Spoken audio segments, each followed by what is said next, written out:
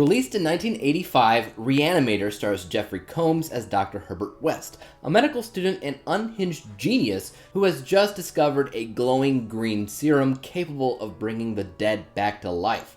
The catch, his reanimated subjects don't come back as the same people they once were. They are now aggressive, they're feral and unpredictable, often turning violent within seconds of revival. West's obsession with perfecting his formula drives the entire story. He ropes in his roommate, Daniel Kane, played by Bruce Abbott, to help with his experiments under the guise of scientific advancement.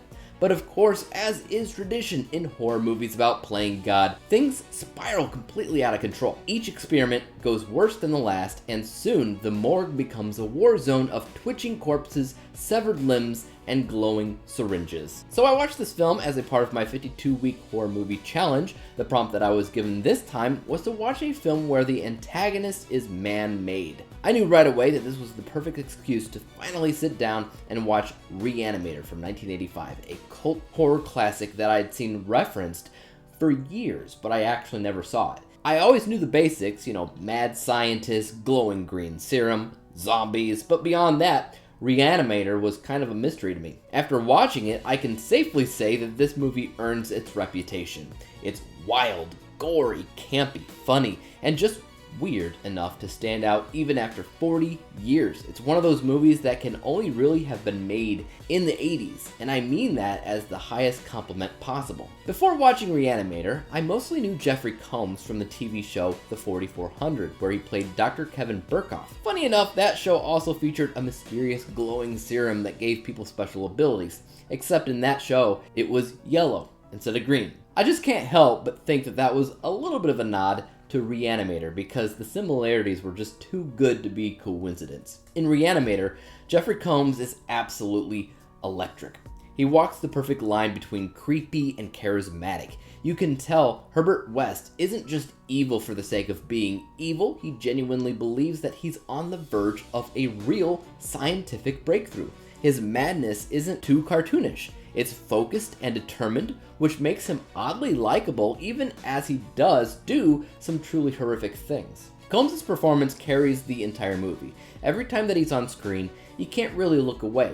He's twitchy, he's intense, he's strangely funny in that dark, deadpan kind of way that only 80s horror characters seem to be able to pull off. It's no surprise that he went on to reprise the same role in 2 sequels, because honestly, nobody else could play Herbert West quite like that. What really sets Re-Animator apart from other zombie or undead stories is the way that it approaches resurrection. Instead of a virus outbreak or supernatural curse, this film treats the reanimation of corpses like a twisted branch of medical science. It's pure necromancy through the lens of chemistry and biology. I would say that most zombie stories show the aftermath of something that has already gone wrong.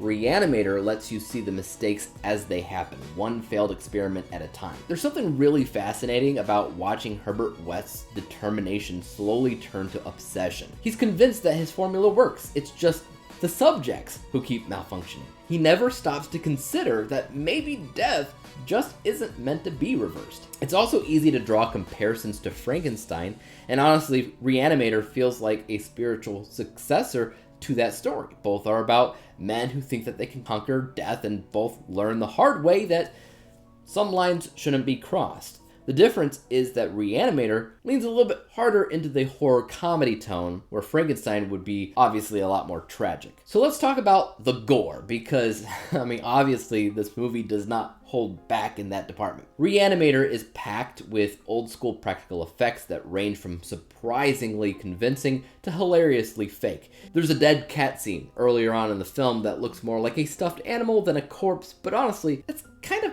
part of the charm. Sure, compared to modern effects, some of it looks dated, but there is something about practical gore that just hits differently. You can feel the weight of it, the textures, the squishy sounds, the buckets of blood. It all gives the movie this grimy, tangible quality that CGI can't really replicate. Yet.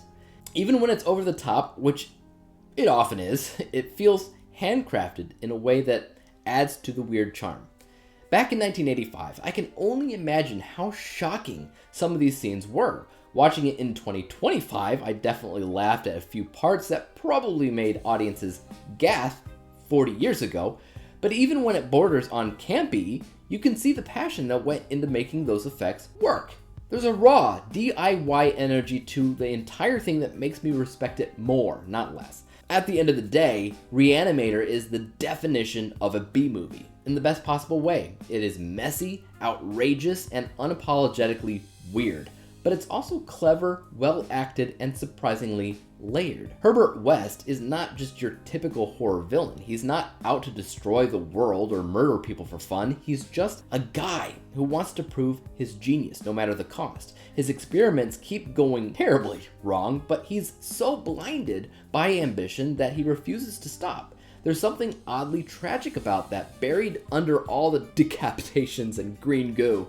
Even my wife rolled her eyes during the first few minutes of the film and said, "Wow, looks like you got a real winner there." And I get where she was coming from, but eventually you do get drawn in by the absurdity of it all. You can't help but laugh and cringe at the same time. That's part of what makes Re-Animator as special as it is. It knows exactly what kind of movie it is, and it leans into that identity with full confidence. After finishing Re-Animator, I totally get why it's still talked about 40 years later. It's not perfect, not by a long shot. Some effects are rough, the tone jumps around between horror and comedy, but it is endlessly entertaining. It's one of those rare cult films that feels timeless in its own strange way. If you're somebody that loves old school horror, practical effects, or just watching mad scientists go completely off the rails, you owe it to yourself to check this movie out. So I'm going to give Re-Animator a solid 79 out of 100 possible stars. For me, that is a B letter grade, which honestly feels fitting since it literally is a B movie that completely embraces being one. It's weird, it's messy, fun, and unforgettable. And honestly, I could easily see myself picking up a Blu-ray copy just to have it in my collection somewhere down the line. But what about you guys though? Have you seen Re-Animator? Are you a fan of movies like this? Classic 80s B horror movies? If you are, please leave in the comments down below what your favorite movie like this is. But until next time guys, hit the like, subscribe button, and bell to be notified when I come out with my next movie review for this 52-week horror movie challenge that I'm going on. And until that day comes, peace out.